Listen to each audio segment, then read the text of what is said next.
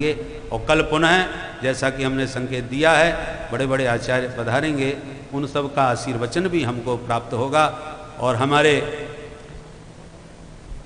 श्री सद्गुरुदेव भगवान के परंपरा में प्राप्त जगत गुरु श्री रामानंदाचार्य जी भी पधार रहे हैं कल, श्री वल्लभदास जी महाराज, तो उनका भी आशीर्वचन हमको कल दो जगत गुरु का दर्शन हमें होगा। इसलिए हम लोग बड़भागी हैं। अब हम आचार्य श्री के चरणों में निवेदन करेंगे कि संक्षेप में ही अपने वचनों का अमृत पान करा के गागर में सागर भरने की कला विद्वानों में होती है, वो हमको अपने आशीर्वचनों से अनुग्रहित करें। बोल भक्तवत्सल भगवान की जय।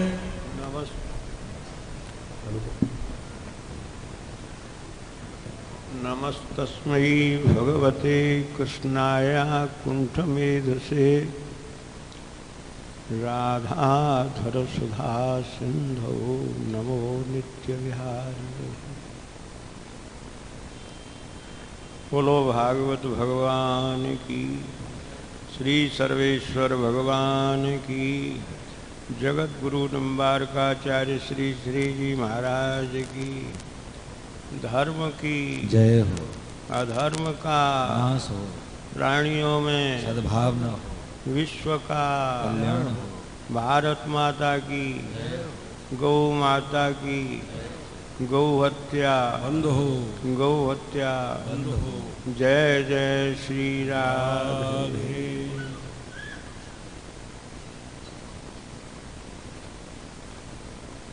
सखी सहचरी मंजरी वृंद पर सेवित श्री युगल चरणारविंद एवं व्यासासीन व्यासपीठासीन परम सम्माननीय श्री पाराशर जी, उपस्थित विविध विद्या विद्योतित अंतःकरण विद्वान महानुभाव, भगवत चरणा अनुरागी रसिक जन महानुभाव एवं मातृशक्ति। मैं जब आया था तो पाराशर जी चर्चा कर रहे थे गोपियों की रास की, और उसके बाद में उन्होंने एक बड़ी गंभीर बात कही कि राम माने कृष्ण और कृष्ण माने राम। यदि इनमें भेद कर दिया जाए तो देश का बंटवारा हो जाएगा। विद्वान जो कुछ कहते हैं वो बहुत कुछ सोच समझ करके कहते हैं। जब श्रीधर स्वामी ने अपनी टीका में मंगलाचरण किया है, सारे विश्व के विद्वान ये कहते हैं श्रीधर स्वामी पादानाम उच्चिष्टमुपचीयते, श्रीधर स्वामी के चरणारविंदों का उच्चिष्ट लेकर के हम इस बात को कहते हैं। लेकिन अनंत श्री विभूषित जगत गुरु वल्लभाचार्य जी महाराज कहते हैं श्रीधर स्वामी पादानाम अवशिष्ट मुपचीयते, जो श्रीधर स्वामी कभी सपने में भी नहीं सोच पाए, जो हमारी जेब में से गिर गया वो चुरा करके लिख दिया है, उसको अब हम बताते हैं। वे श्रीधर स्वामी जब मंगलाचरण करते हैं तो कहते हैं नमः परमहंसाय स्वाद चरण कमल चिन्ह मकरंदाय भक्तजन मानस निवासाय श्री रामचंद्राय। हमारे पाराशर जी ने कहा, वही टीका समर्थन कर रही है। नमः परमहंसाय स्वादित चरण कमल चिन्ह मकरंदाय भक्तजन मानस निवासाय श्री रामचंद्राय शृणोति भक्तानां दुखम श्रावयति श्री कृष्णम इति श्री श्री राधा श्रिया श्री राधाया रामम आरामम वनम वृंदावनम तस्य चंद्र, वृंदावन बिहारी श्री कृष्ण चंद्र श्री रामचंद्र। राम माने कृष्ण और कृष्ण माने राम। अनंत श्री विभूषित धर्म सम्राट श्री स्वामी करपात्री जी महाराज ने एक चांस कला पुंसा कृष्णस्तु भगवान स्वयं की व्याख्या करते हुए लिखा है चकारेण रामोपि भगवान। राम और श्याम में कोई अंतर नहीं है। राम श्याम नारायण तीनों में कोई अंतर नहीं, एक ही बात है। समय का अभाव है इसलिए ज्यादा नहीं बोल पाऊंगा मैं इसमें। और उसके बाद हमारे व्यासपीठ पे विराजमान श्री श्याम सुंदर जी पाराशर, वैसे तो नाम ही उनका बहुत सुंदर है, श्याम सुंदर। बंगला के टीकाकार कहते हैं बंगला भाषा में श्याम सुंदर अति सुंदर। गौड़ी संप्रदाय के विश्वनाथ चक्रवर्ती पाद कहते हैं श्याम सुंदर अति सुंदर, अति शब्द का प्रयोग किया। बोले क्यों?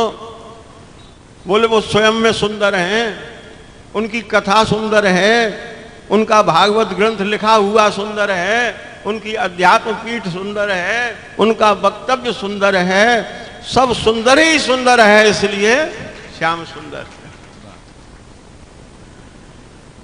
तो उसमें चर्चा कर रहे थे रास की।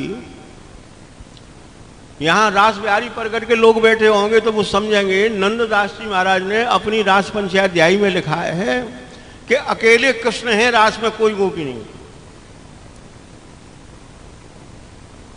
और ऐसे कैसे?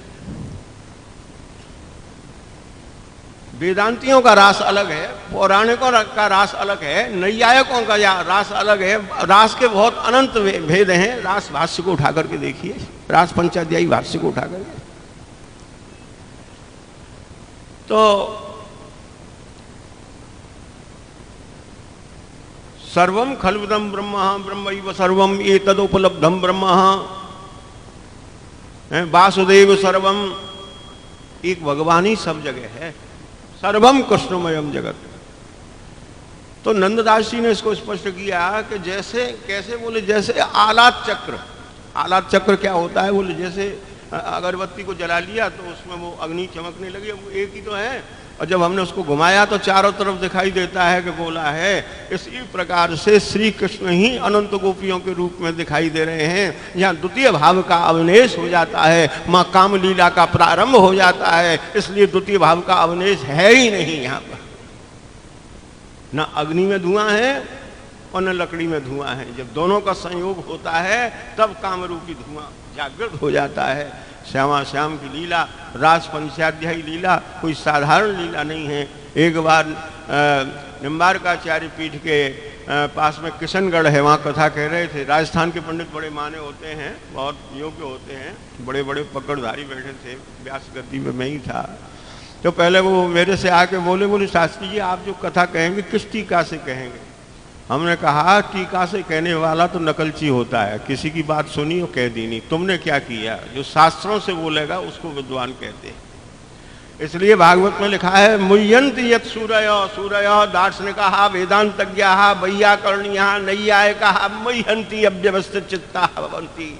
भागवत कहना हाथी खेल नहीं, भगवत कृपा ही बुलवाती है। डोंगरे जी महाराज ने लिखा है अपने ग्रंथ में कि व्यास जी जो कथा कहते हैं तो श्री कृष्ण ही उनके रूप में आकर के विराजमान हो जाते हैं। तो ऐसी श्रीमद् भागवत का वाचन हमसे कहा तो हमने कहा हम शास्त्रोक्त बोलेंगे। शास्त्रोक्त मतलब जो प्रस्थान त्रयी को लगा करके बोलता है या प्रस्थान चतुष्टयी को लगा करके बोलता है उसको विद्वान कहते हैं। टीका में लिखा है, अरे उन्होंने टीका में लिखा है, हम लिख सकते हैं। उनने बंगला में लिखा है, हम अंग्रेजी में लिख सकते हैं। हमने अंग्रेजी में लिखा है, कोई संस्कृत में लिख सकता है। तो कहने का तात्पर्य, उसी समय वहां एक भागवत पाठ कर रहे थे पंडित जी, वो बोले तेसाम मध्य द्वयो द्वयो। विद्वानों की बड़ी विचित्र आदत होती। तो हमने कहा द्वयो द्वयो शब्द का अर्थ जानते हैं क्या होते हैं? कितने प्रकार का व्याकरण तुमने पढ़ा है? पाणिनि व्याकरण के बल पे इसको लगाना चाहते हो? जिस कच्चे में गऊ को बांध दिया जाए और बरसात हो जाए, उसके खुर में जितना पानी आ जाता है उतना सा पाणिनि व्याकरण के बल पर इस महान ग्रंथ श्रीमद् भागवत को लगाना चाहते हो? संभव नहीं। कितने प्रकार का व्याकरण तुमको लगाए तब बताएंगे द्वयो क्या होता है। तो आजकल लोग साधारण लोग भी चर्चा द्वैत अद्वैत विशिष्टाद्वैत शुद्धाद्वैत की करने लग गए हैं। एक शब्द बताना मुश्किल हो जाएगा। पहलवान कितना भी बादाम खा ले लेकिन उसको कुश्ती के दाव पेच नहीं याद होना तो परास्त होकर के आएगा। शास्त्रार्थ की बात ही कुछ और होती है। तो एक ही है श्री कृष्ण। द्वितीय भाव का भयम द्वितीयाभिनिवेश तस्यात्। द्वितीय भाव का अविनेश हुआ तो कामलीला प्रारंभ हो जाएगी। कोई भागवत का प्रमाण बोले? हाँ, सुखदेव जी कहते नमो नमस्ते स्तुतिशभाय सात्वताम विदूर काष्ठाय मोह कुयोगिनाम निरस्त साम्यात् सयेन राजसा स्वधामनि ब्रह्मणि दंस्यते नमः ऋषभाय। चतुर्थी का एक वचन है, दो वचन का प्रयोग क्यों नहीं किया? सात्वताम भक्तानाम भगवत भक्ति परायणानाम वैष्णवानाम दशकानाम ऋषभाय श्रेष्ठाय आराध्याय श्री राधा कृष्ण युगलाय श्री राधा रमणाय श्री बांके बिहारी श्री कृष्णाय नमो नमस्ते निश्चयार्थे वीक्षा। परंतु बहुत सुंदर बात कही, राम और कृष्ण में कोई भेद नहीं है। इन बातों से सिद्ध हो रहा है। ज़्यादा समय नहीं लूँगा, क्योंकि पहली बात तो ये है कि मुझको बोलते समय का भान नहीं रहता है, ऐसी पागलों की तरह से बोलता रहता, और कोई इशारा दे दे तो समझ भी जाता हूँ। ये भगवान की कृपा है कि हमारे पाराशर जी ने जो संकेत दिया वो याद रहा। तो इन्हीं शब्दों के साथ मैं अपनी वाणी को विराम देता हूँ और श्री सर्वेश्वर प्रभु के चरणों में, राधा माधव प्रभु के चरणों में, श्री राधा रमणलाल के चरणों में अभ्यर्थना करता हूँ कि हमारे पाराशर जी दीर्घजीवी हों, सदैव स्वस्थ रहें, भागवत धर्म के प्रचार प्रसार में सदैव तत्पर रहें और वंशे सदैव भवताम हरिभक्तिरस्तु, भगवत भक्ति में सदैव मग्न रहें। जब बरसाने वारी की निवृत्त नित्य निकुंजेश्वरी श्री बरसाने वारी की अनंत कृपा कोश की कदम्ब कादम्बनी का अभिवर्षण होता है, तब ऐसे महापुरुषों के मुखारविंद से भागवत श्रवण करने का सौभाग्य प्राप्त होता है। इन्हीं शब्दों के साथ मैं अपनी वाणी को विराम देता हूँ, और ब्रजवासी होने के नाते कुछ उल्टा सीधा निकल गया हो तो मैं क्षमा प्रार्थी हूँ सबसे, क्योंकि लगभग 70 वर्ष से ऊपर मेरी आयु चल रही है। परंतु अभी मैं अपने दिल से कह रहा हूँ इस बात को इस सभा के बीच में कि मैं नहीं कह सकता कि मुझको भागवत का पहला श्लोक लगता है या नहीं लगता, नहीं कह सकता। भागवत भगवान है, आदि मध्यांतहीन आय गुण गुणा है, आदि मध्य अंत उसका है ही नहीं, किसने उसका अंत पाया है। आदि मध्यांतहीन आय निर्गुणाय गुणात्मने। तो ये किशोरी जी की कृपा है जो ऐसे हम बीच में ऐसे महापुरुष के मुखारविंद से ये कथा श्रवण कर रहे हैं।